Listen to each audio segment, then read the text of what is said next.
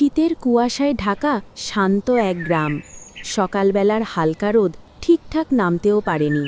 চারদিকে ব্যস্ততার গুঞ্জন। গ্রামের ঘরে ঘরে যেন উৎসবের আমেজ। ঠিক এমন সময়ে শুরু হয় রহিমাদের বাড়ির ছোটখাটো হুলস্থুল। রহিমাকে তাড়াতাড়ি কাজে যেতে হবে, কারণ মোড়ল মশাইয়ের মেয়ে আসছে বহু দিন পর। তাই বাড়িতে আজ তৈরি হবে পিঠেপুলি আরও কত কি। তো চলো আমরা দেখে আসি শীতের ভাপা পিঠার ঘ্রাণে ভরা ভালোবাসার গল্প। আজ তো অনেক বেলা হয়ে গেল। আরে আমি তো ভুলেই গেছি, আজ তো মোড়ল মশাইয়ের বাড়িতে যেতে হবে। না, দেখি মেয়েটা আবার কোথায় গেল, হাতের কাজটা সেরেই যেতে হবে। রাইসা কোথায় গেলি মা? এদিকে আয়, আমার আবার তোর মরল দাদা বাড়ি যেতে হবে। মা, ও মা, এই তো আমি, ডাকছো কেন? আরে মা, আজকে তোর মুরল দাদার মেয়ে আসবে। তারা শহর থেকে অনেক দিন পর আসবে। ওই বাড়িতে আজকে অনেক কাজ।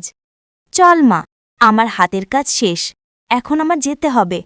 জানোসই তো ওই বাড়িতে মোড়ল মশায়ের বুড়ো মা ছাড়া তো আর কেউ নেই।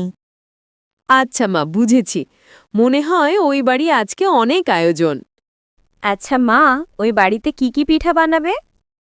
কি জানি, তবে শুনেছি মোড়ল কাকার মেয়ের নাকি ভাপা পিঠা বেশ পছন্দ। তাই হবে হয়তো, সাথে আরও কত কি রান্না করতে হবে। ভাপা পিঠা তো আমারও খুব পছন্দ। মা, তুমি আমার জন্য ভাপা পিঠা আনবে তো? পাগলি মেয়ে একটা। দেখি ওরা যদি দেয় তবে তোর জন্য নিয়ে আসব। এখন চল খেয়ে নিবি, আমার দেরি হয়ে যাচ্ছে। আচ্ছা মা শোন, তুই খেয়ে নে, আর তোর বাবা আসলে খেতে দিস।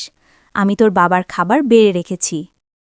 আচ্ছা মা, তুমি যাও, বাবা আসলে আমি খেতে দিব। তারপর রহিমা মোড়ল মশাইয়ের বাড়ির দিকে রওনা দিল।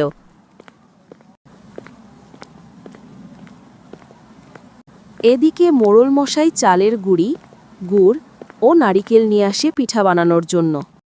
আচ্ছা মা, তোমার গুড় ও চাল গুঁড়ো এনে দিয়েছি, সাথে নারিকেলও। আমি বরং যাই, মেয়েটা সেই কোন সকালে রওনা দিছে, টাউনে গিয়ে নিয়ে আসি ওদের। তারপর সেলিম চলে যায় মেয়ে ও নাতি নাতনিকে আনতে।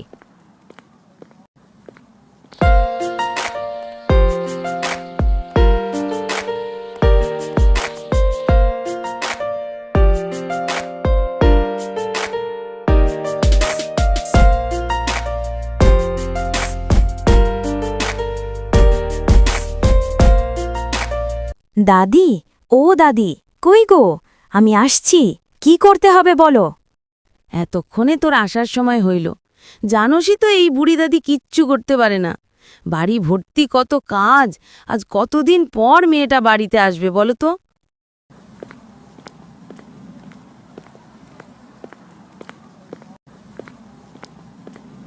এইসব নিয়ে তুমি একদম চিন্তা করো না, আমি সব সামলে নেব। এবার শুধু তুমি বলো কি কি করতে হবে। আচ্ছা যা, আগে রান্নাঘরের বাসনগুলো পরিষ্কার কর, তারপর পিঠা বানাবো দুজনে। ওরা মনে হয় কাছাকাছি চলে আসছে। আসলে গরম গরম ভাপা পিঠা পেলে নাতনি আমার খুব খুশি হবে। দাদি, তুমি ঠিক বলেছ। আচ্ছা যাই, হাতের কাজগুলো সেরে নি। হ্যাঁ রে, তাই কর, যত তাড়াতাড়ি পারিস। আমি ঘরে গেলাম। তারপর রহিমা কাজ করতে লাগল।